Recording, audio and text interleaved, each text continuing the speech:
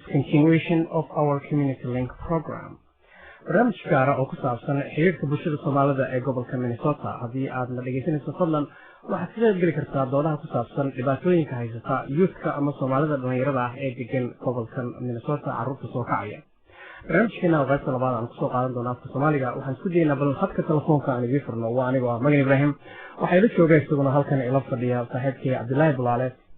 You're listening to Fresh Air Community Radio, KFI 91.3 FM Minneapolis and 106.7 FM St. Paul, radio without boundaries. I'm translator AD. You are listening to Fresh Air Community Radio, KFI 91.3 FM Minneapolis, and operating translators K294 AM West St. Paul at 106.7 FM St. Paul. We'll switch to the Somali program. We will have the interview next week sometime, hopefully the English version, the second part of the English. waa barnaamijkeeni xiriirka bulshada ama barnaamijkeeni xiriirka bulshada Community Link waxaan ka hadlaynaa arrimo ku saabsan dhalinyarada Soomaalida ama carruurta Soomaaliyeed ee degan gobolka Minnesota. waxaa la jooga saaxiibkay Cabdullaahi Bulaale oo marka hore rajaalahay inaan weydiiyo wixii bal uu ka ogyahay arrimahaasi ama uu ka maqlay dhalinyarada Soomaaliyeed ee halkan gaangiska iyo dhibaatooyinka ku biiray. Cabdullaahi oo ah isaguna qayb ka mid ah soo saaraha barnaamijkeena. Cabdullaahi maxaa ilaa hadda ka maqashay oo ku saabsan dhalinyarada Soomaalida balse marka hore intaan Cabdullaahi ka jawaab waxaan idin sheegay haddaad rabtaan barnaamijkan ka soo qayb gashaan waxaad naga soo wici kartaa ama nagala soo hadli kartaan 612-341-0980 ama waxa weeyaan 612-341-998 barnaamijka marada ay ku celiyo halkaad nagala soo hadli kartaan. barnaamijkana socon doona ilaa iyo 11 caawa waxaan kaga hadli doonaa arrimo fara badan oo ku saabsan Soomaalida degan Minnesota. waxaan ka hadli doonaa Soomaalida joogta wadankii labageeska Afrika sida saameynta ay ku yeeshaan hadii jeer Soomaalida gobolka Minnesota degan ama waxa noqdaan dhinaca dagaalada lacagaha xawaaladaha ay jiraan ama dhinaca bulshada. barnaamijkan oo loogu talagalay arrimaha xiriirka bulshada ayaa waxaa jecel bal arrimahaasi inaanu ku eegno waxaana nagala soo hadli kartaa haddii aad doonayso inaad ka qayb gasho barnaamijkeena 612-341-0980 balse marka hore saaxiibkay Cabdullaahi aan ku wareejiyo waxa uu ka odhanaya arrimahaasi dhalinyarada. magan aad baad u mahadsan tahay dhalinyarada Soomaalida ee ku dhaqan gobolkan Minnesota runtii way leeyihiin dhalinyaro fara badan oo wanaagsan oo ilaa jaamacadaha waxbarashada ama waxbarashadooda ay fiican tahay high school yara ka qalin jabiya ilaa jaamacad gaara laakiin si inta badan waxa la oran karaa way leexdaan dhibaatadaasna waxay ku xiran tahay maxay haysay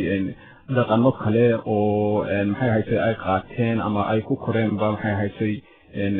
iyo dhaqankii Soomaalida oo meesha ka baxay oo dhalinyaradii intii Ilaahay hanuuniyo mooyaane intii kale aad doodo inay ku dayanayaan dhaqano kale oo aynu ugu nimid dalkan taas oo la xiriirda gaangis iyo maxay haysay inay dhibaatooyin ay sameeyaan dagaal ay galaan wax ay sameeyaan wadiyahan dambena waxaad moodaysay dhalinyarada Soomaalida maxay haysay criminal activities iyo dambiyadaas galaa inay soo badanayaan oo ay soo badanayaan maadaama Somali community-gu uu sanad ka dambeeya oo state-kan aad uga soo badanayo. marka dhibaatooyinka dhinaca Soomaalida ka imanaya gaangiska runtii waxaa la odhan karaa waxa ku hoosgareynaya arrimahaas. Cabdullaahi sidaad sheegtay Soomaalida dhibaatada taagan aad bay u fara badan yihiin haysataa runtiina dhalinyaro badan oo successful oo horumar ka gaadhay dhinaca waxbarashada way joogaan iyo dhinaca cilmiga amaba professionalism way joogaan oo heer sare ka gaadhay. waxaa jiray report ay soo saartay City of Minneapolis ay weydiisay gabar Soomaaliyeed oo la yiraahdo Shukri Aadan inay diyaariso. reportkaasi ayaa waxa uu soo koobay sida ay qaybta Ingiriisiga ku maqlayseen in dhibaatooyin badan hor taagan tahay dhalinyarada. dhibaatadaas waxaa kamid ah dadka iyaga inta la keeno wadankan qof kala soo kaxeeyo oo dabeedna waalid ahaan ku keeno dabeedna hadhowto ay qofkii faham waayeen mar haddii aanu dhalin. waxaa kaloo iyaguna kamid ah marka ilmihii wuxuu noqdaa homeless inuu meelaha tago oo meel seexdo waayo kolba reer habeen buu u haydo ayaa ku dhacda. waxaa kaloo ay sheegeen inay gaangiskii hore wadankan u jiray ay soo jiitaan oo ciyaalka gaangis ay noqdeen iyagoo waalidkii dhegeysanaynin waalidkii afkii ku hadlin oo ilmihii yaraa been u sheegayo arrimaha iskuulka ku saabsan. waxa weeye dhibaatooyinka aad bay u fara badan yihiin waxaana runtii ay ka sheekeeyaan sidii ay City of Minneapolis doonaysa inay ogaato dhibaatada waxay tahay si xal loogu helo. ilaa iyo hadda wax xal ah oo fara badan oo arrintaasi ama xoogga la saaray ma dhinaca dhaqaale ma jirto. waxaase aan rajaynaynaa inuu barnaamijyada soo socda kusoo qaadno arrimahaasi balse haddaan u noqono mar haddii aad tahay nin xagga saxaafadda ka qayb qaata Cabdullaahi dhaqankii xaggaas iyo dhaqankan Soomaalida ee halkan joogta sidoo malaynaysan ay dadku uga qayb qaadan karaan qofka jidka maraya waxa laga yaabaa Soomaaliyeed ilmaha yar hadduu arkay inuu dawladda yar oo gurigiisa halkaas laakiin loo arkayo inuu yahay abuse amaba inuu waalid raali ka ahayn amaba haddii waalid raali ka yahay systemkii amaba habka dowladda ragabad ku dhaqan yihiin faa'iido lahayd sidoo arrinta ku xalin lahayd wal magan wadankii Soomaaliya ma wadankii loo noqdo maxay haysay ilmuhu wuxuu lahaa waalidkiisa ayuu ku xidhnaa oo cabsida waalidkii uu ka qabo darteed ayaa hagaysay ilmaha oo ilaa iyo maxay haysay maskaxdiisu isku filaato wuxuu ahaa nin ku xidhan waalidka oo reerkii maamulayo oo haddii uu khalad galo maxay haysay uu helayo jawaabtiisa uu helayo sabadeedna aan ka noqon jiray aan dhici jirin inuu ilmihii lumo laakiinse halkan waxa weeyaan ilmihii systemka wadankan ka jira ayaa hagaya systemka ayaa u sheegaya wadankan ka jira inuu taageero haysto inaan la hadli karin inaan waxba lagu samayn karin inaan canaanan karin ilmahaagii inaan dili karin inaan waxba ku ilmihina ma inaan dili karin ma inaan googoyn waxba kuma inaan samayn karin laakiinse waxaanu tusi jirnay wadada toosan iyo waxa looga baahan yahay inuu sameeyo ayaa la tusi jiray iyo dhaqanka waxa uu jiro dhaqankii halkan iyadoo gurigii uu ka jiro family hooyadii iyo aabihii iyo walaalihii iyo marka laga yimaado dadka ay keeneen waxaad arkaysaa kuwa hooyadood iyo aabahood ay joogaan oo deegaankiis noqday oo leexday bikaas waxa weeyaan hooyadii iyo aabihii wax kastoo ay akhriyaan maxay haysay waajibkii ay kaga qaadan lahayn back home halkan kuma samayn karaan opportunity ilmihiina advantage noocaas buu og yahay inaanay lagu qaylin karin inaan waxba lagu samayn karin sabab wuxuu doonayaa in markuu doonana iska baxo markuu doono soo galo hadduu doono isagoo xashiishadii ama daraagiskiisa ta la soo galo guriga maxay haysay iskuulkiina sidaas si la-eg buu ka sameeyay wuu og yahay inaan macalinka waxba ku samaynayn dhibaatooyinkaas waa kuwa aad u fara badan yihiin laakiinse xalku muxuu noqon doonaa waa arrinta aan rabna Soomaalida degan gobolka Minnesota bal inay ka wada hadlaan mar haddii ubadkoodu yahay mustaqbalkii dalkan iyagu joogi lahaa waxaa nagala soo hadli kartaa telefoonka nambarkiisu yahay 612-341-0980 haddii aad jeceshahay inaad barnaamijkan ka qayb qaadato wali waxaa naga dhegeysanaysaa idaacadda KFI ee u furan communityga ama bulshada idaacaddaasi oo ka dhegeysato 9.3 Minneapolis iyo 106.7 St. Paul. You are listening to Fresher Community Radio KFI 90.3 FM Minneapolis and 106.7 St. Paul. This is the community link talking about Somalis or East African or African community issues. Your link to the community. I am Megan Ibrahim and I have here my colleague Abdullahi Bulale.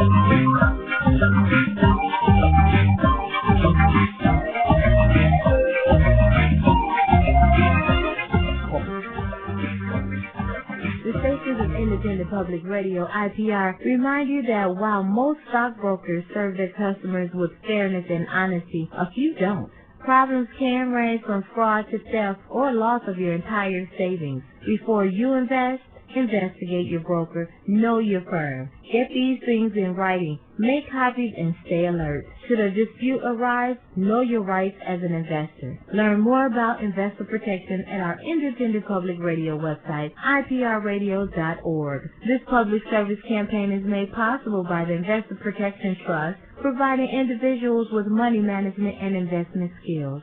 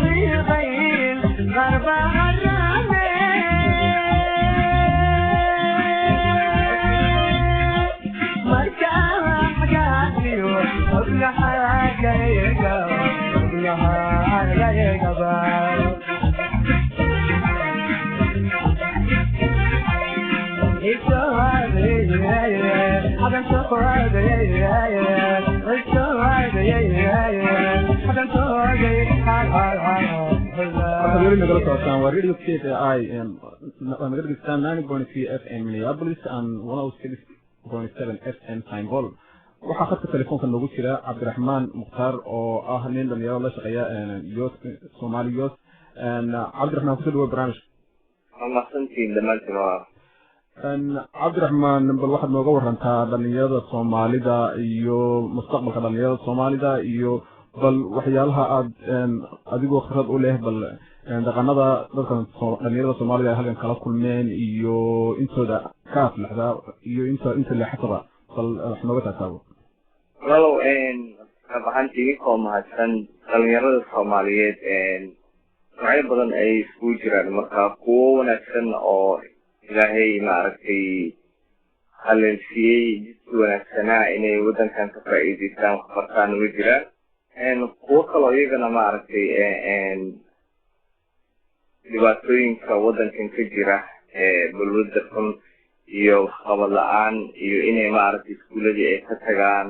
inay maaragtay legal systemkii ay galaan oo dhibaatooyin wax ay la kulmaan badan ayaa jira iyagana marka nooc kasta dhalinyaradii bulshada Soomaaliyeed waa laga helayaa laakiin intooda badan waxay u badan yihiin dhalinyaro maaragtay aada u wanaagsan kuwo dhibaataysana oo in wax loo qabto u baahana way jiraan adigoo cabdiraxmaan waa maxay shaqada aad qabato dhalinyarada Soomaalida shaqada kaaga beegan aad qabataa maxay tahay gaar ahaan aniga hadda markii hore waxaan ahaan jiray oon qaban jiray as a youth diversion worker waxaan ahaa dhalinyarada maaragtay dhaqan toosinta haddii dambiye ay galaan oo kale ama haddii iskuuladii ay ka tagaan oo kale markay legal systemka ay galaan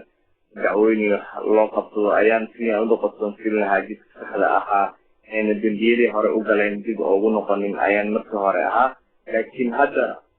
waxaan maamulaa barnaamijka dhalinyarada Brian Coyle oo dhan Phillipsburg United Communities la yiraahdo ayaan waxaan maamulaha barnaamijka dhalinyarada ayaan hadda ahay maxay tahay markaa shaqada aad qabataan shaqada aan hadda qabto gaar ahaan waxay u badan tahay horta barnaamijku waa barnaamij after school u badan marka xagga tacliinta ayaa ardaydii laga caawiyaa xaggii homeworka iyo sidii mustaqbal ay u yeelan lahaayeen hadday dugsi sare dhigtaan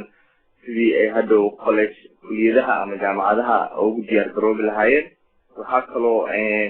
jira maaragtay xaggii recreationka ama xaggii cayaaraha si markii ay xagga tacliinta homeworkii wixii ay sameeyaan abaalgud loogu masin lahaa inay maaragtay ciyaarahaasi ciyaaraan waxaa kaloo lagu mashquuliyaa inay sportska tiimam ayaan leenahay ay ka mid yihiin oo ay ka bartaan waxyaabihii wanaagga ahaa si ayna saaxiibo xunxun ayna u barin waxaad ogaataa waxyaabaha ugu daran dhibaatada ku kalifa dhalinyarada inay tahay waktiga badan ay hayaan cunuga ama dhalinyarada sanadkii 2,000 oo saacadood oo uuna waxba qabanaynin oona iskuul lahayn ayuu hayaa marka haddii aanan la mashquulan waxa weye waa qof part-time full-time shaqo haystoo kale weye marka haddaan la mashquulinin dhalinyaradii waktigaas waxyaabo wanaagsan oo xagga caafimaadka ka kobcinaya iyaga xaggii tacliinta wax u taraya xaggii adaabtii iyo aan la barin waxa weeye dhibaatooyinka hadda aan ka hadlayno ama dhalinyarada wadankan degan soomaalida keliya aan ahayne soo wajaha ayaa markaas dhalinyaradii ku dhacayola cabdiraxmaan waalidiinta masalan dhashay dhalinyaradii xumaatay oo kale masalan wadankii markii ay joogeen dhaqan baa jiray oo ilmihii ay ku hagi jireen oo ku maamuli jireen oo toosin jiray ilmihii kana ilaalin jiray inuu meelkan ku dhaco halkan dhaqankii ay sidaa ugu wadi jireen halkan uma shaqaynayo oo suuragal inta badan ma aha inay ilmihii ay sidii ay la rabeen uu u noqdo marka is-afgaranwaaga waalidiintii iyo dhalinyaradii ma jiraan wax barnaamijya oo aad ugu tala gasheen sidii bal waalidkii atleast ay ilmihii ay isu fahmi lahaayeen wallaahi waa su-aal aada muhiim u ah in laga hadlo dhab ahaantiina waxa weeye hadda aniga shaqadan cusub ee hadda barnaamijka aan maamulo bil iyo bar ayaan hayay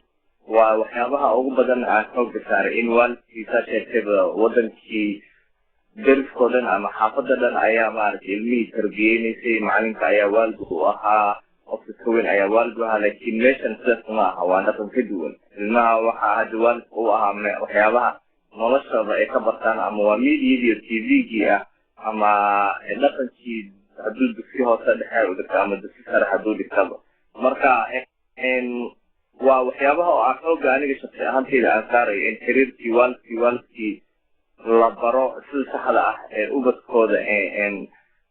wadankan ugu dhaqi lahaayeen ama u tarbiyan lahaayeen ama noloshooda waalidkii inta badan hadda xooga waxay saaraan cunugu wuxuu cuno imaan saxda inay maaragtay ay u raadiyaan un laakiin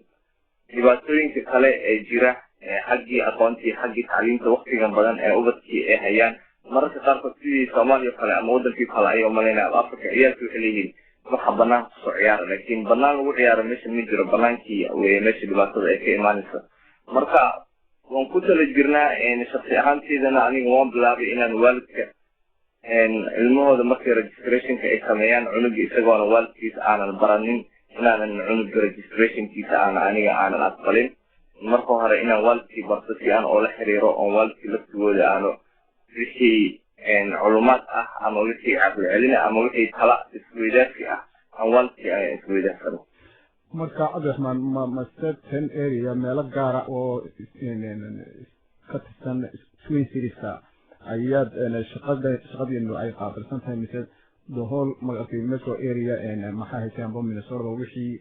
talooyin wixii waalidii u baahan talooyin in la siiyo amba dee ubadkii ay isfahmi laayihiin oo talooyin idinka baahan sidee bay idiin ay idiin heli karaan aniga wixii waay aragnimadeeda ah kolley qofkii bulsho soomaaliya ama qofkii muslim ah diyaar ayaan olanahay laakiin barnaamijka aniga hadda aan hayo wuxuu u badan yahay waa cedar riverside area xaafada cedar communityga ku taala ee brian co la yiraahdo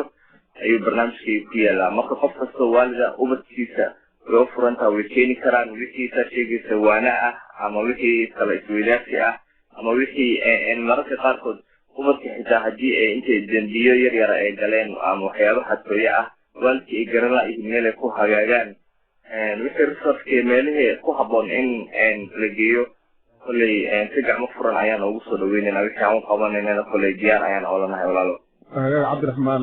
wixii waalidiina ama talooyin kaaga baahan xagee bay kala soo xiriiri karaan waxay kala soo xiriiri karaan communityga sida ku taala brian coil telefonkeeduna waxa weye waa 612-338-5282 marka waxa weye waa 338-5282 furuhuna waa 6 waxayna weydiinayaan marka cabdiraxmaan markaa markay yimaadaan wixii markaa su-aal ah iyo wixii kala ah wixii aqoon isweydaarsiya ama sidii jidka ku habboon ubadka wadankan qurbaha jooga dhibaatooyin badan ayaa haysta laakiin sida loo malaynayo ubadkii uma xumo waxa haya waa saan kuu sheegay waa waktigaas badan ee hayaan dee barbaraamadii dadkii fahmi lahaa la dhaqanka ahaa ee ubadka gacanta ku hayn lahaana way yaryihiin marka waxay ubadkiisa u baahan yihiin inkastoo ay masaajidada iyo communitiyada dad badan oo ubadkii ku qabta dhalinyarada ay jiraan haddana baahida weli meesha way jirtaa walaal aad iyo aad baad umahadsan tahay idinkaa mudan walaal waa mahadsantihiin hawl aada wanaagsan ayaad qabanaysa kaasi wuxuu ahaa cabdiraxmaan mukhtaar oo ah dhalinyarada gobolkan Minnesota la shaqeysa arrimaha youthka weli waxaad naga dhegeysanaysaan barnaamijkeeni xiriirka bulshada amaba community link oo aad ka dhegeysataan idaacadda KFI 90.3 FM Minneapolis iyo 106.7 dadka iyo jooga markaasi ay St. Paul ay nagala xidhiidhaan weli waxaan ku wada jirnaa barnaamijkeeni gaarka ah ee labada saacadood soconayay waxaana noogu xigi doona haddii eebe idmo barnaamijkaasi inaanu khadka telefoonka qofkii doonaya inuu arrimaha youthka ka hadlo lagala soo xidhiiri karo telefoonka mar labaad idinka celiyo waa 612-341-0980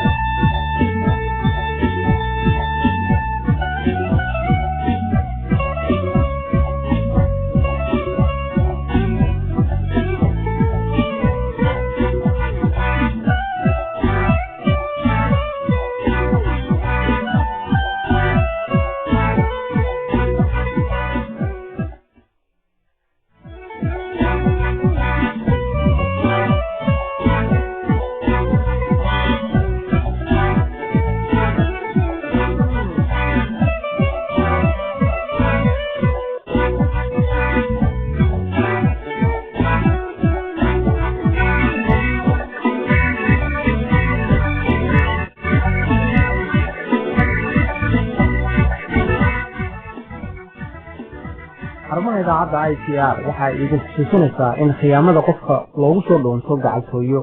ay dadka maalgashiga samaystaa sanad walba malaayiin dollar ah ka lumiso khiyaanada gacaltooyo waxa ay abaartaa dad leh dan wadaag ama isku wax qiimeeya sida diinta qabiilka ama koox laga badan yahay oo ishigaalista kuwa wax dhakraa ama khiyaameeya waxa ay dadka rumayntooda ku kasbadaan iyagoo iska dhigaya inay kooxdaas ay ka tirsan yihiin oo ay sidoo kale maalgashadayaasha ku khiyaameeyaan inay rumeeyaan inay iyaga la wadaagaan waxa ay qiimeeyaan iyo arrimaha ay daneeyaan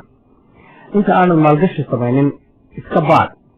haddii aad doonayso warar kale oo la xidhiidha maalgashiga booqo website-ka idaacadda madaxa bannaan ee dadweynaha oo ah iprradio.org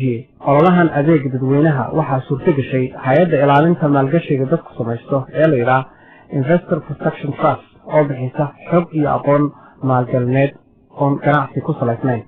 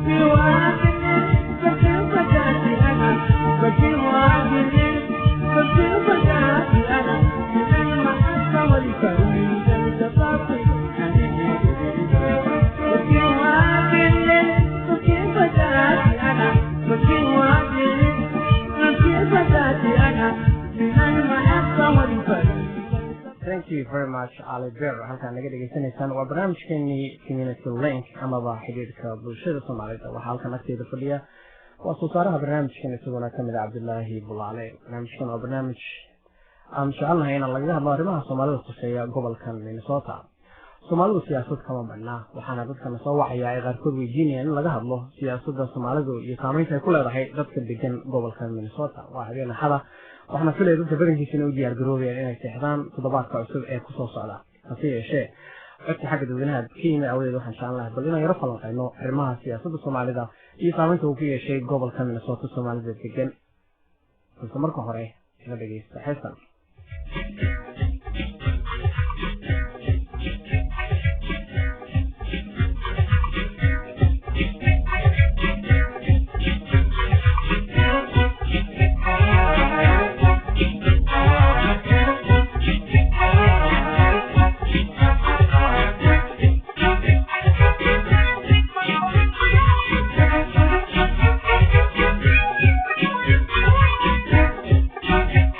Yeah.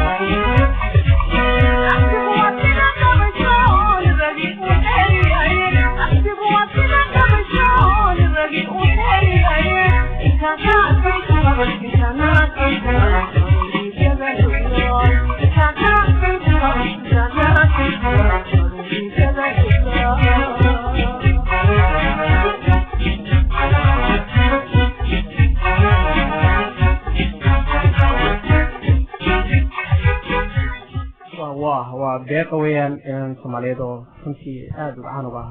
codka macaan ee heestan noo dhageysanaysan halkan naga dhageysanaysan waa idaacadda KFI oo aad ka dhageysataan muujada gaaban FM 9.3 FM Minneapolis iyo 106.7 St. Paul waxaa khadka mar dhow aanu ku xidhi doonaa Salaad Gabeere oo isagu u hadla arrimaha dadka degan gobolka Banaadir ama magaalada Muqdisho isagoo jooga magaalada Toronto kana hadli doona dhibaatooyinka soo gaaray Soomaalida halkaasi degan iyo saameynta ay ku leeyihiin ciidamada shisheeye ee halkaasi jooga balse marka hore aan weydiiyey saaxiibkay Cabdullaahi Baloolo isagoo arrimaha wararka noo soo gaabiyey maanta bal inuu waxaan wax ku weydiiyo shir aad u weyn oo muhiim ah oo ka dhacay dalka Ingiriiska toddobaadkan shirkaas oo ay ka qayb galeen professor aad fara badan Cabdullaahi maxaad ka xasuustay waxyaabay go'aamadii ka soo baxay shirkaasi maanta maganow aad u mahadsantahay shirkaas go'aamada ka soo baxay aan madhow dhaqeeyay qodobada ugu waaweyn waxaa ka mid ahaa in marka ugu horeysa waxay leeyihiin ragga ka qayb galay wax fara badan baa ka qayb galay oo cali khaliif galay ka mid ahaa professor cabdi ismaaciil samaka ka mid ahaa professor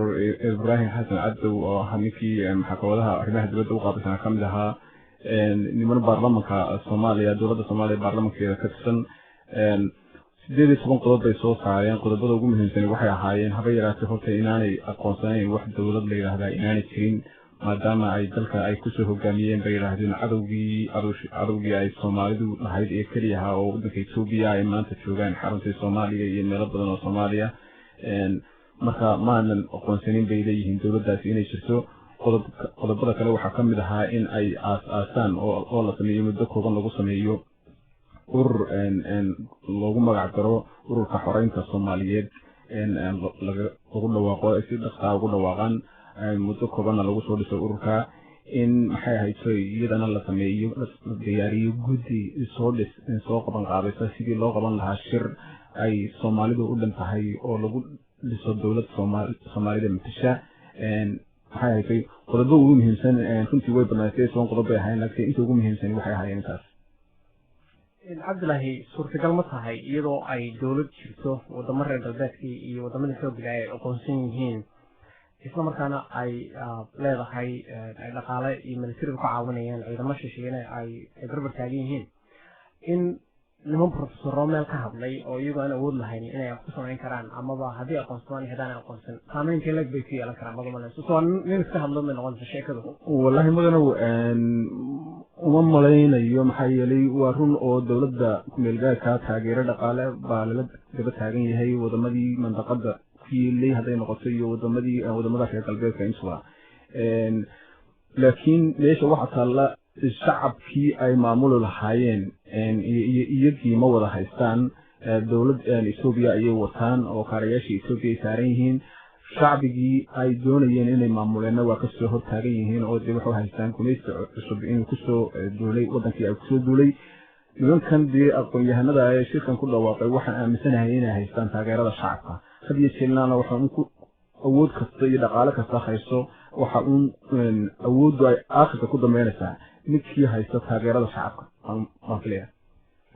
والله ولا وجدت أنا كل وحنا شغالة هنا سؤال بدنا كويدين أرمها قصة أصلا هذه وقت نصر تجشوا ويلك غير لا أرمها في قدوم طلالة أو يسوق هذه الشير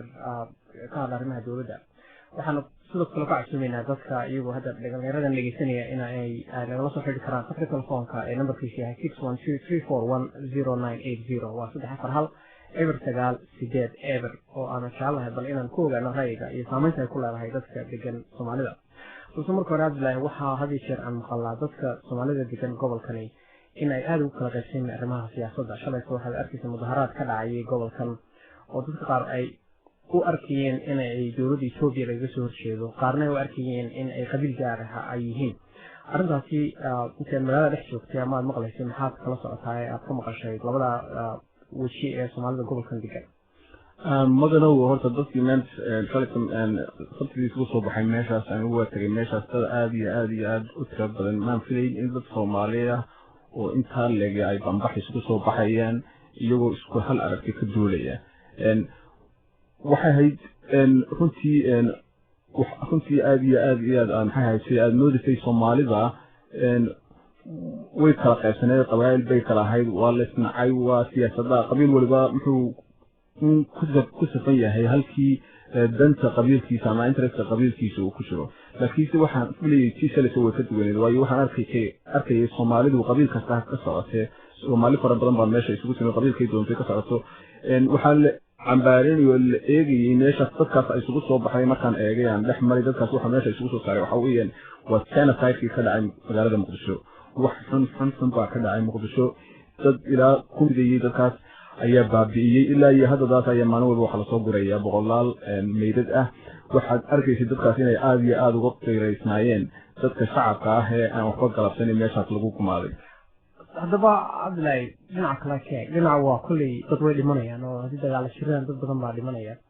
hadda ka dhinaca kale sidaba dawladdu ku noqon karta hadii aanay isticmaalin awood waxaan maqlayay dawladda oo xiran ama wax dilin dawlad ma aha marka sideebaad u malaynaysaa in ay Soomaaliya dawladnimo uga dhalan karto ama loo haddii hubka laga dhigin oo aan xoog lagu isticmaalin waa maxay alternative ma habka yaala ma in warlords lagu noqdo hogaamiye kooxeed waddanka haystaan ayaa wixii kala ah oo noqonaysa halka waxa noqonaysa in habka lagu xaliyo waa maxay alternative Soomaalidu waxa weeyaan maganow 16 sanadood bay waxay raadinayeen dawladnimo raadinayeen meel qaldan bay ka raadinayeen baan anagu qabaa waxa weeyaan dadka Soomaalidu dawlad way dhisan karaan hadii runta loo soo noqdo oo waxa weeyaan meeshan dad qabaayilo ishaya ma jiraan waxa siyaasiyiin oo ishaya oo iyagu kursi kala fiixanayo istilaya mar walbana intaasun baa meel ku shirta inta saana dawlad soo sameysata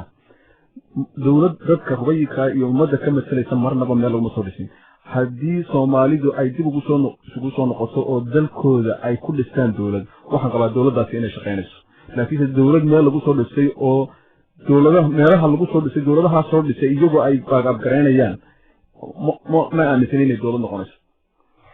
waa hagaag Cabdullaahi waa arki doonaa kale waxyaabaha ka soo baxa waxaan insha Allah dadka badan inay nala soo hadlaan arrintaasi ka hadlaya waxaan rajaynayaa dhawaan in aanu qadka soo galno ninka dhalinyarada isagoo doonayno arrimahaasi nagala sheekaysto halka naga dhageysanaysaa waa barnaamijkeeni community link ama xidhiidhka bulshada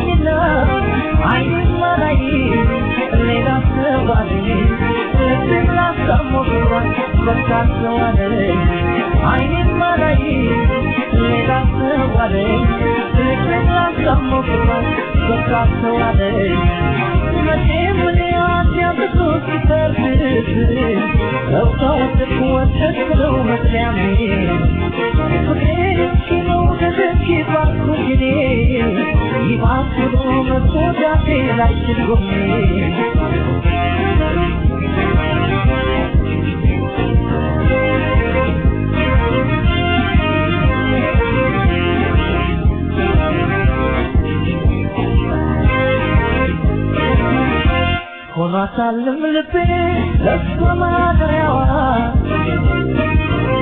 عركان تسيت مكان زكاة دعوة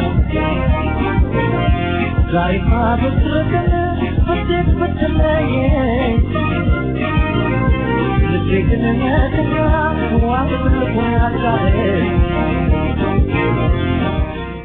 gaarka waxa soo dalbaday saaxiibkii mawlid oo degan isagoo gobolka laga dhegeysanaya internetka gobolkaasi Virginia oo isagu ka yimid magaalada Xarshin oo afka xabashiga aad uga hadla halay saaxiibkii heestaasi bal waxa jecel inaad magaranaysa heestaasi inay ku anfacday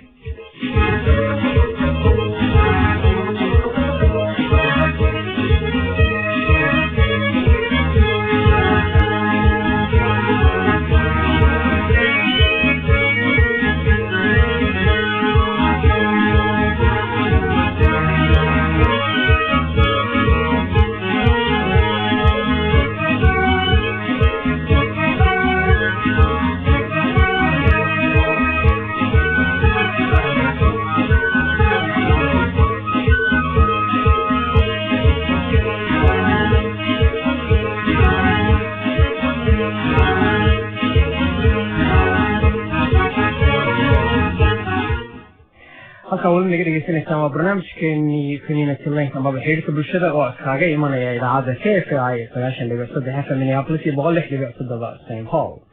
waxaan ku guda jirnaa barnaamij tijaabo ah oo laga hadlayo sidii xiriirka bulshada Soomaalida degan gobolka Minnesota ay u saameeyaan arrimaha deegaankan ay joogaan iyo arrimaha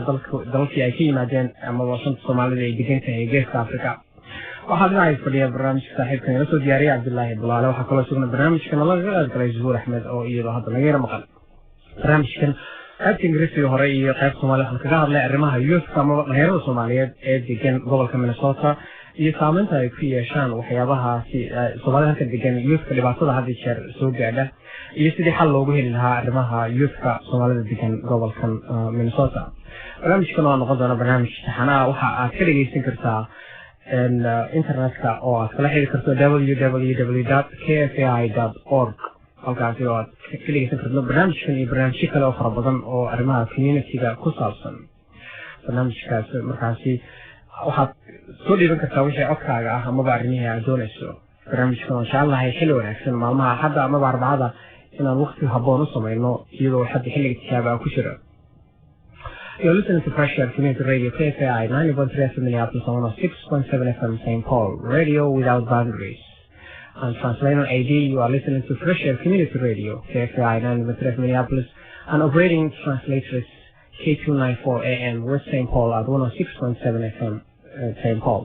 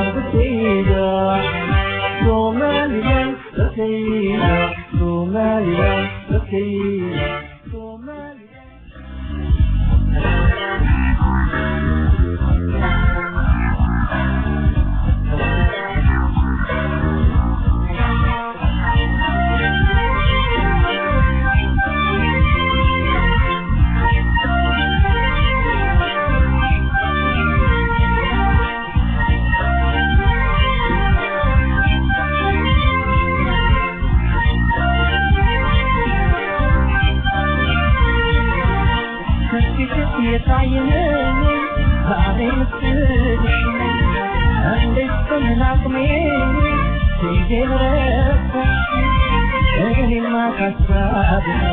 عطفة بالنار يعلفون راي فكر يصوتني بس في شيء يطيرني ظهري مسيرتي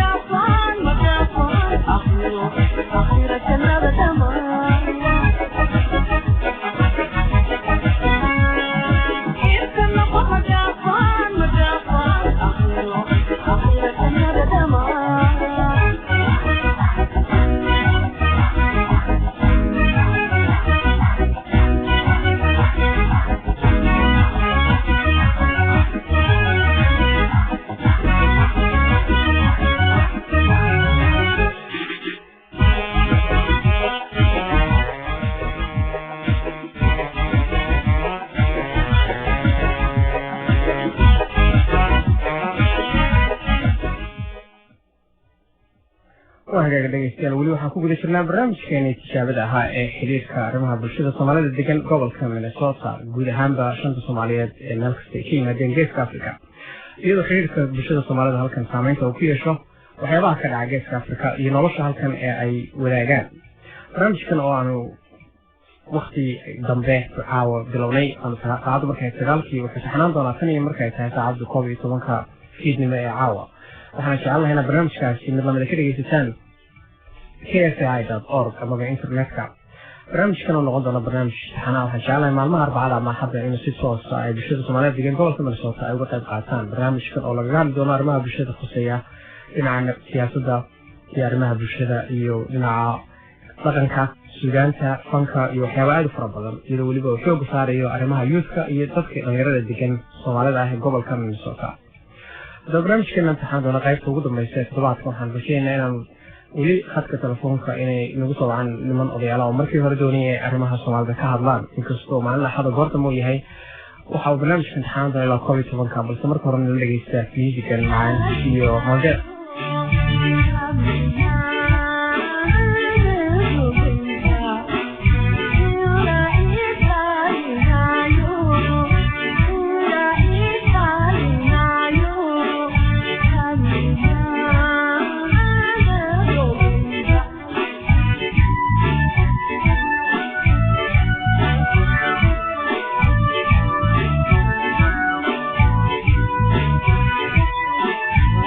Thank you.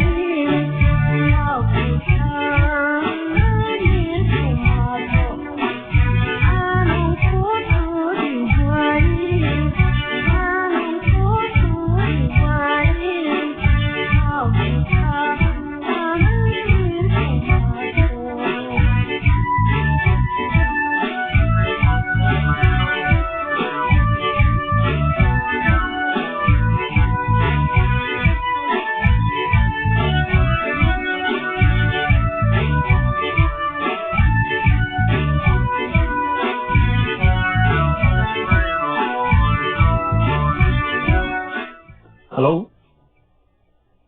هلو السلام عليكم. عليكم السلام ورحمة ما تنتهي مجد iyo ragga la shaqeeyaba aad baad u mahadsantahay adiguna barnaamijkan waa barnaamij aad iyo aad loogu baahnaa raggii ku dadaalay inay barnaamijkan soo saaraan aad bay u mahadsan yihiin markaa su-aal la qaba adiga haddii aad iga jawaabaysaan waa hagaag su-aashaad maxay tibaa barnaamijka ma barnaamij oo youthka looga talagalay waa barnaamij oo maataana general arrimaha bulshada walaal ayuu ku saabsan yahay xiriirka arrimaha bulshada Soomaalida ayuu ku saabsan yahay marka wuxuu noqon doonaa barnaamij waxyaalo fara badan lagaga hadli doono bal waxa weeyaan xiriirka Soomaalida barnaamijka ayuu ku saabsan yahay hello والله عاد بقول فرحانة برنامجك شخص أحد أنا عم ملنا تذكره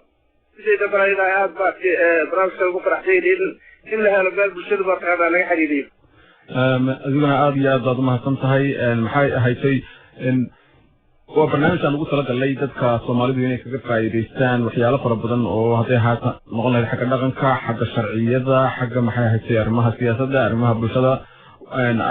ayuu ku saabsan doonaa waa barnaamij shaqada aan sameynaa caawa aad ugu mahadsantahay inaad nala soo hadasho oo aad nagala qayb qaadato barnaamijka aad ugu mahadsantiin aad ugu farxay halkii ka sii wada Soomaalidu waxa way bilaabaan laakiin masii wadaan marka waxaan idinku guwaabinayaa inaad halkii ka sii wadaan maarka si niyad leh waad mahadsantahay aad u wadaan waad mahadsan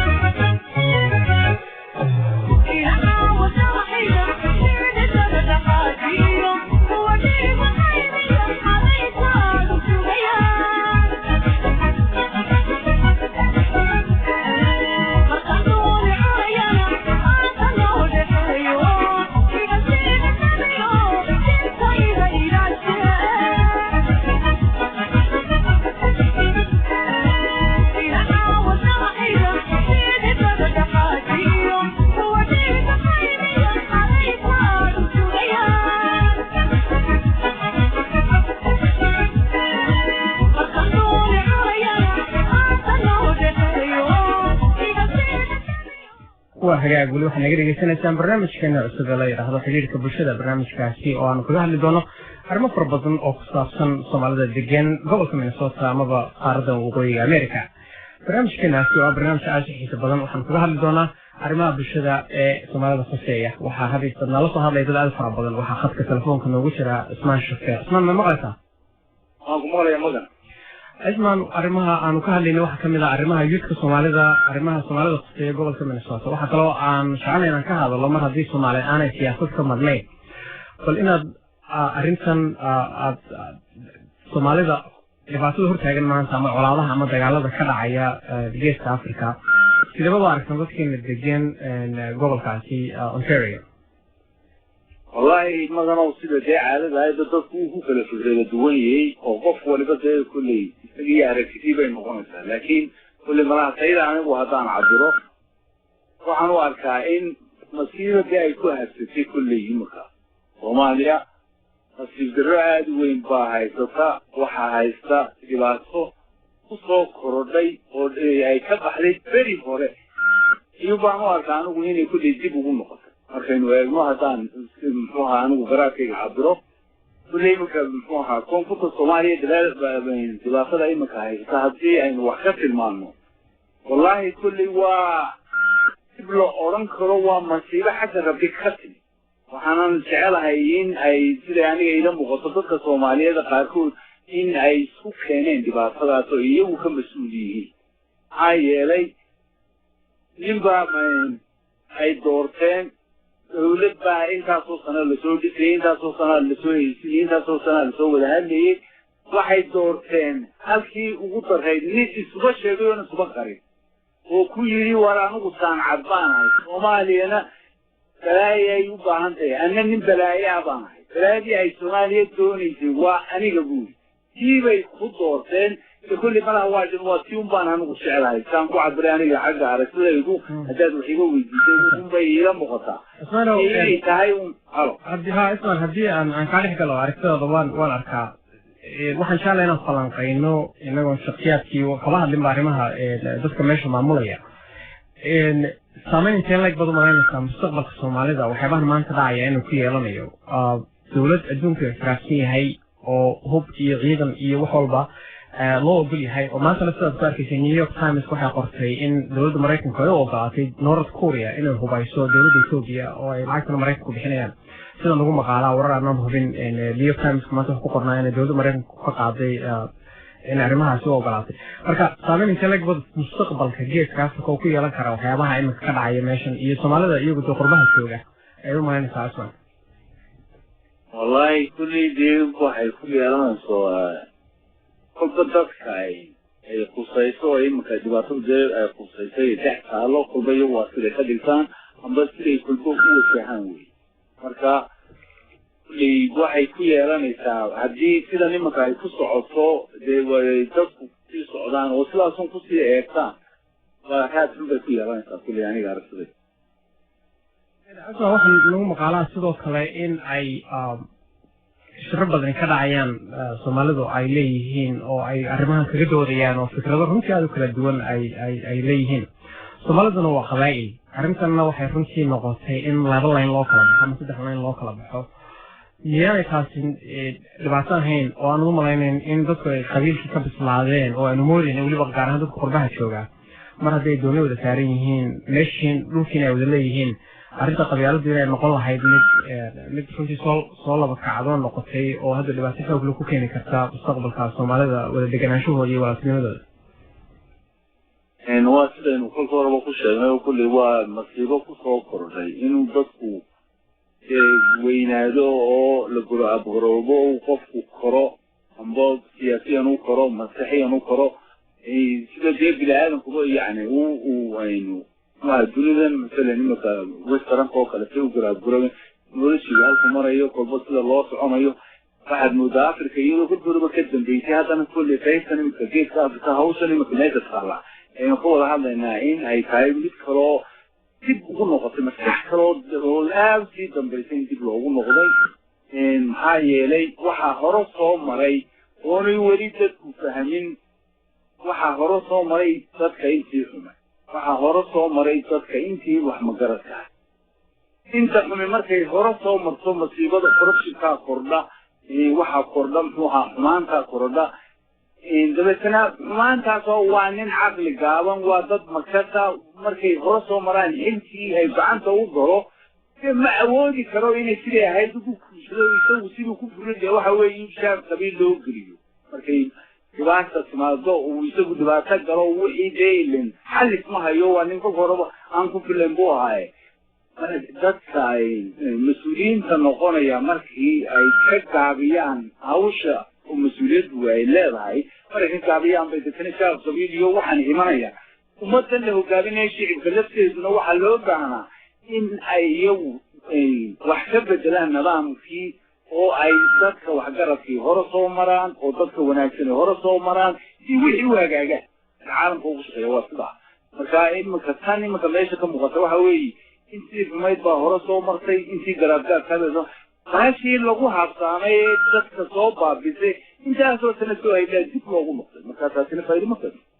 cismaan haddii aan u noqono saameynta geeska Afrika aad eegto dhinaca iyo dhinaca degan ee Somaliland ma malaynaysaa colaadan imika Muqdisho ka bilaabantay ama deegaanka gaadhay inay gaadhi doonto ama ay saameyn ku yeelan doonto ayo dee way ku yeelanaysaa waayo kol haddii dee magaranaysa meeshii rabash ka socdo dariska gudaha gubanayo halkaakaadu hadduu gubanayo kulli adiga kaaga haddaan soo gaadhi dee kulaylku kol ku soo gaadho kulli waxbaa kaa soo gaadhaya way soo gaadhaysaa oo dhibaatadu dadku see waa isku tegaan kaa dhibaatada way qusaysaa marka dhibka ugu yaree soo gaadhaysa waxa weye marka halkani ka qarxaya dee dadku markuu kugu soo qaxoonti culus baa saaran Somaliland sidoo kolka hore waa laga diirinayay masalan muxuu ahaa dee hawsheedii saxda ku dhiisada هي هذا نقولون تيجي ودي تيجي وضدي ما لسه ودي تيجي بس هاي وصامن طبعا مسؤولين إذا لسه جيني كتير جروبا أنا جايز كم موصان ده كسر جربه ومسحته وجاي فوق أطو كتير اللي يصير مسجى أو شيء الكلام صدق قربان شو اسمع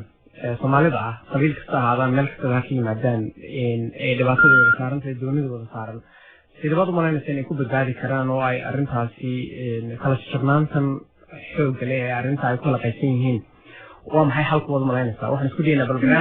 halku waxa weeye in la socono kunta laga fogiyo andada hesooga ama gudaha shooganida Soomaaliga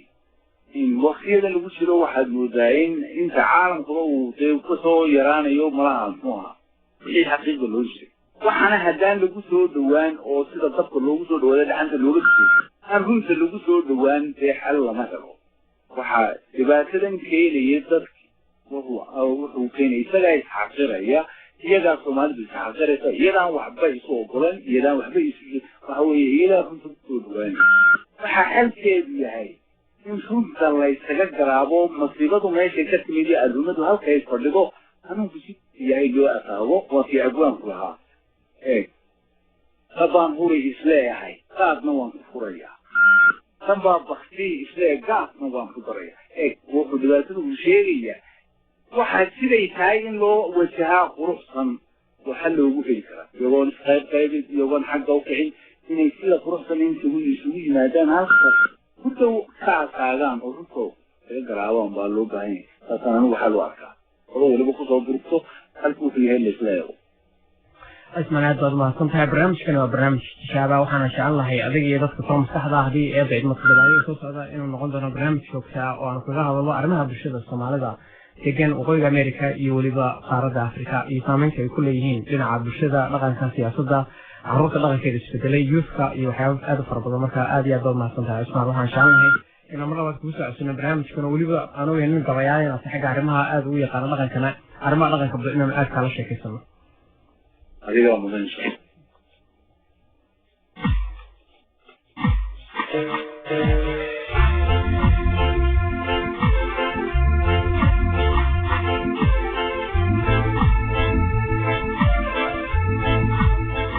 You are listening to Fresh Air Community Radio KFAI 91.7 FM Minneapolis and 106.7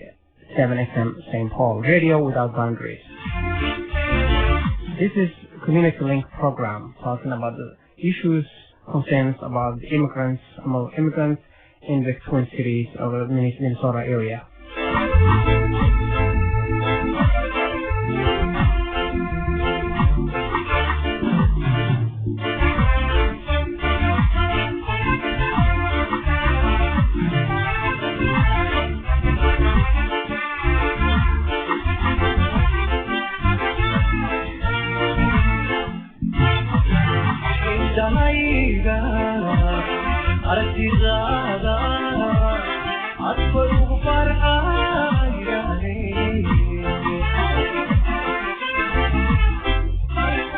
heestan waxaan usoo helay qof runtii aad iyo aad ugu dheer oo degan gobolka Minnesota magaalada Minneapolis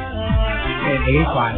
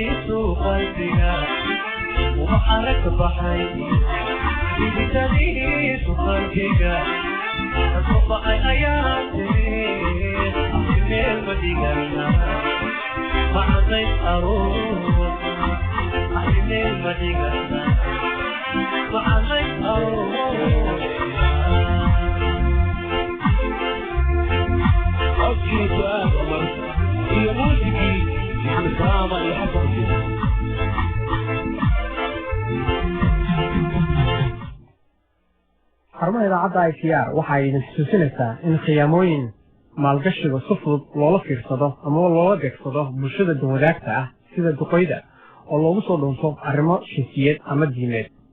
dadka waaweyn ayaana inta badan ah kuwa sida fudud wax u aamina oo ay ku adag tahay inay maya yidhaahdaan. dadka waaweyni waa kuwa inta badan haya lacag badan oo qoysku kaydsaday. ilaasho lacagtaada ka fogow dabinka lagugu ballan qaadayo inaad ku guulaysan doonto waqtiya nasiib ama lacag aan cidi daba joogin iyo fursado maalgashi. ka baro website-ka idaacadda madaxa bannaan ee dadweynaha ee loo yaqaan ipradio.org. ololahan adeega dadweynaha waxaa suurto gashay hay-adda ilaalinta maalgashiga dadku samaysto ee la yidhaah Investor Protection Trust. hay-addani waxay taageeraysaa barnaamijyada dadka waaweyn iyo bulshada dhaqamada isku dhafan leh lagu barayo ka hortagga khiyaamooyinka.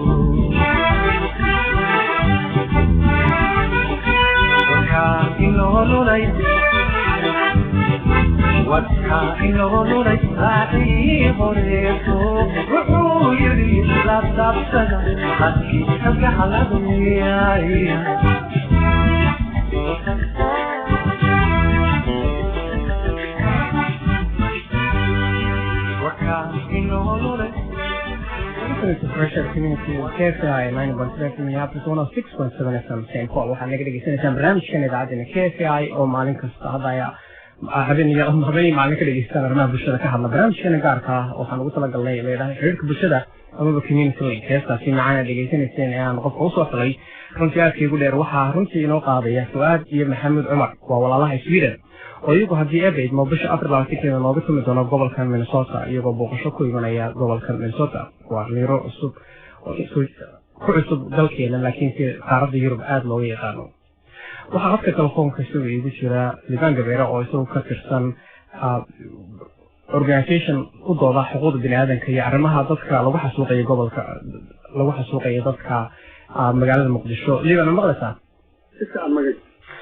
Liban runtii waxyaaba fara badan baa ka socda geeska Afrika. waxaan soo sheegnay barnaamijkeena runtii ku saabsan in la raadiyo xal dhibaatooyinka Soomaalida khuseeya meel kastaba ay joogaanba. waxaana runtii ka fogaanaynaa waxyaabaha ku saabsan shakhsi caybka ama shakhsi nacaybka waxaana jeclaan lahaa adiguna inaad arrintaasi ixtiraamto balse marka hore waxaan leenahay kusoo dhawo barnaamijkeenan waxaan doonaya inaan ku weydiino in adigoo ololaya arrimaha xuquuqda aadanaha especially dadkan soomaalida ee lagu xasuuqay ama dhibaatada ka gaadhay dagaalada ka dhacay magaalada muqdisho maxaa aad u aragtaa xalku inuu yahay waa maxay dhibaatadu halkay ay aad u malaynaysaa in adigu shaqsi ahaan amaba urur ahaan uu saaran yahay arrintaasi iyo maxaa dee tallaabooyin ay ka qaadeen arrintaasi magan waa mahadsantaha marka ugu horeysa waxaan kugu mahad celinayaa fursad ayaad caawisiisay waxaana salaamaya jaaliyadda soomaalida ee ku nool magaalada minneapolis ee wadanka maraykanka ururkeena wuxuu ka dhisayaa magaalada toronto ee wadanka canada laamo badan adduunka daafihiisa ku leeyahay magaciisana waxaa la yidhahdaa ururkan hawiye action group oo soo gaabay loo yaqaan haag dhibaatooyinka soomaaliya ka socda magana wax halka lagu soo koobi kara ma aha ama daqiiqado kaaban lagu soo koobi kara ma aha saa la socotaba anoo ka amba qaadaya macnihi meeshay hadda wax marayaan oo ah qarnigii 21aad 2007 in wadan geeska africa ah wadan kaloo afrikaana uu kusoo duuro uu xorriyadiisii ku xadgudbo at the same timena uu dadkiisa xasuuqo iyadoo weliba loo xasuuqayo aan ahayn keliya soomaalinimo ay tahay beel ay tahay waa wax aada looga xumaado ururkeenana howlaha uu wax ka qabto waxyaabahaasa ka mid ah inaan dadka soomaaliyeed guud ahaan xuquuqdooda u doodno gaar ahaan beesha hawiye ee dhibaatada ay magaalada muqdisho ku haysato waxyaaba badan oo aan ka qabanayna waa jiraan oo ah in aan diyaarino dacwooyin ka dhan ah falalka bini-aadamnimada ka baxsan ee xasuuqa ka dhacaya soomaaliya oo ay u geysanayaan gumaysiga waddanka kusoo duulay oo adowga keliya aan leenahay etoobiya ah iyo dadkan xulufada calooshooda shaqaystayaasha waxmagaratada ah oo ay ku adeegtaan oo uu ka mid yahay cabdullaahi yuusuf uu ka mid yahay cabdullaahi ninka la yihahdo cali maxamed geedi uu ka mid yahay ninka suulka wax ku saxeexa ee la yihahdo sawa cali shaal liban waxaan u malaynaya kolley arrimahaas inay aad u fara badan yihiin baraankaagana aad muujisay dadka qaar waxay laakiinse u arkaan especially gobolkan aan deganahay oo gobol runtii aada looga taageero dowladda soomaalida ee muqdisho hadda ku sugan in ay 15 sano ama 16 sannadood ay dadka muqdisho jaanis haysteen ay waddan ku maamulaan hase yeeshee ay soomaali maamuli kari waayeen oo ay hadda habboon tahay in xoog lagu isticmaalo waxaa kaloo ay dadka aaminsan yihiin dowladda maraykanka iyo wadamada reer galbeedku inay leeyihiin argagixisaa joogta islamarkaana ay dowladda etoobiya u ogolaadeen inay la dagaalanto hubna loo fasaxay maanta inay dowladda kasoo heshiisto gobolka dalka north korea arrintaasi maxaad adigu aad kaga hortegi lahayd ma waad ku beenan lahayd marka wax aada looga xumaado dowladda maraykanka oo ah the only remaining super power adduunka jira inay waxyaabaha qaarkood ogolaatay inay adduunka ka dhacdo maraykanku mar walba waxay ku andacoodaan inay raadiyaan xuquuqda bani aadanka ay justicekana ilaaliyaan ma aha tii laga filayo ma aha tan soomaaliya terrorista waa joogaa terroristaa soomaaliya jooga waa taangiga iyo askariga amxaarka ee qoriga la dhex wareegaya xaafadaha magaalada muqdisho ninkaasaa terrorista ah sidaa la socotaba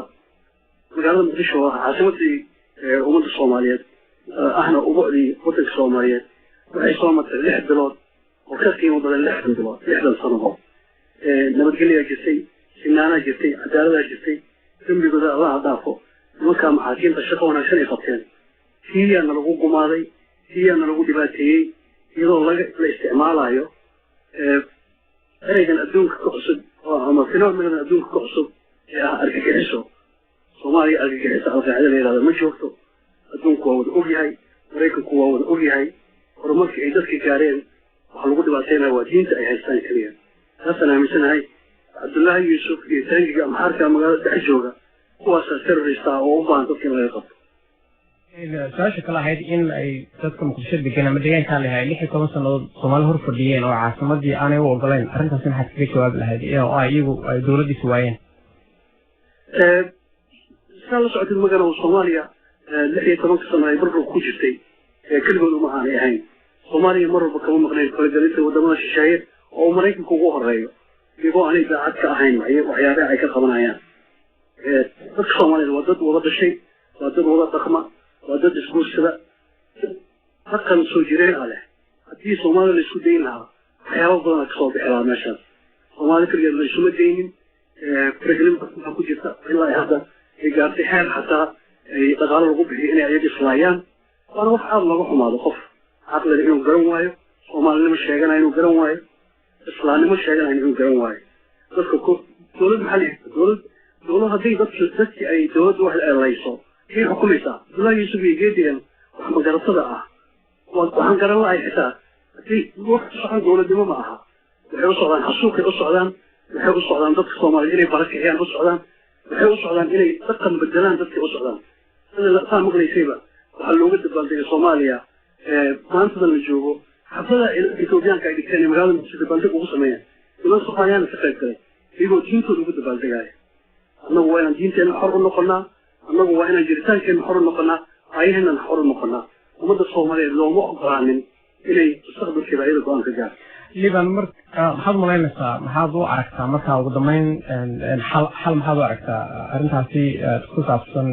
soomaalida xal waxaan u arkaa liban maxaad xal u aragtaad u malaynaysaa mar haddii dagaalo iyo colaad aan soomaalida ku kala badanayn ciidamo sheegay awood kalena ay meesha marayso maxaad malaynaysaa inuu xalku yahay xal waxaan u arkaa magan marka ugu horeyso dowladda Ethiopia oo ah adaga kaliya adduunka leenahay inay ilaaliso sovereignty-ga Soomaaliya iyo xuduudaha aan la leenahay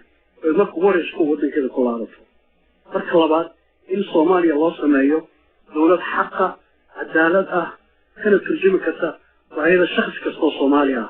Abdullahi Yusuf iyo Ali Maxamed Geedi iyo xulafada ay Ethiopia ku adeegto kama turjumi karaan danaha guud ee ummadda Soomaaliyeed iyo shacbiga masaakiinta ee 16 sano dowlad aan u bufay ma aha dad u qalmo ma aha aqoonteedii ma laha karaamadeedii ma laha ugu dambeyntii liban shir weyn oo ka dhacay gobolka Minnesota waqtigan lagu yar daraajay dalka Ingiriiska oo professorro badan ka qayb galeen maxaad kala socotaa maxaad soo malaynaysaa inuu saameyn ku yeelanayo siyaasadda Soomaalida waa loo baahan yahay Soomaalida inay asxaab samaysato ereygan 4.5 lirada ee Soomaaliya wax lagu qeybiyo waa khalad waa cudur Soomaalidu waa mid Soomaalidu waa siman tahay qabiilka awood badan ka fiican ma jiro in Soomaaliya la yiraahdo haafadleeda midka la yiraahdo halaadleeda waa khalad waa simannahay dad muslimaan nahay Soomaaliya waa in qofka siyaasiga Soomaaliga ka soo baxay dadka qaba inuu waddanka maamulo inuu ku soo baxo aqoontiisa iyo kartidiisa oo aan qabiil ku meeraysanin waa in la joojiyaa qabiilka lagu qaybinayo qarannimada dowlad dhaqi kara qabiil inka qabiilka waa kaaba qabiil dhaqan uu leeyahay qabiilka dhaqanka waa ku ekaado siyaasadda markay noqoto iyo dowladnimada qof kasta waa inuu fagaara la yimaada aqoonta rahmada iyo sharafta uu leeyahay platformkiisana dadka tusaa sidoo waddan ku dhaqi lahaa ereygan 4.5 Soomaali xal ma waan codurka hadda yaala aad baad mahadsantahay liibaan waqtigan ugu yar garaadad waxaan jeclahay inaan fiyuga iyo arrintaada mar kale kaa wareysano waxaan kuga mahadnaqaynaa waqtiga aad na siiseen oo arrinta Soomaalida kaa wareysanay magan aad baa u mahadsantahay thanks for giving me this opportunity adaa mudan liibaan halkaan naga dhegeysanaysaan weli waa barnaamijkeenii community link ama xiriirka bulshada Soomaalida degan gobolkan Minnesota. The views expressed on this program are solely those of the persons who express them and do not necessarily reflect the views or opinions of Fresh Air Incorporated Board of Directors, volunteers, or staff. haddii aan Soomaali ku sheego waxyaabaha ka baxa barnaamijkani wuxuu khuseeyaa keliya dadka iyagu fikradahooda dhiibta ee marnaba ma khuseeyo aragtida idaacaddan Fresh Air madaxdeeda ama board of directorskeeda iyo volunteerka ama shaqaalaha ka shaqeeya halkaa weli naga dhegeysanaysaan waa barnaamijkeenii community link oo aad ka dhegeysataan idaacaddan KFI.org.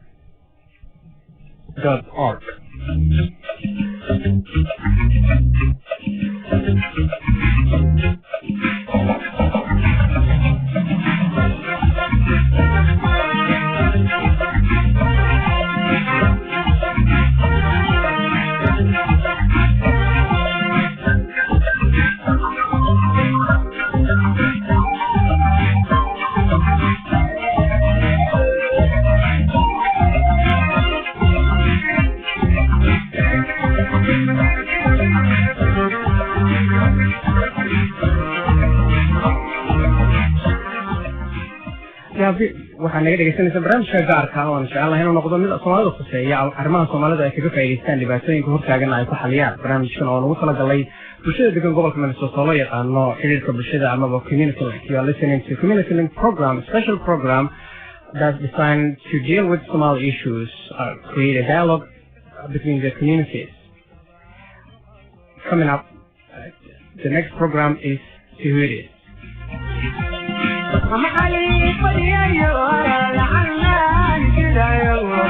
Don't say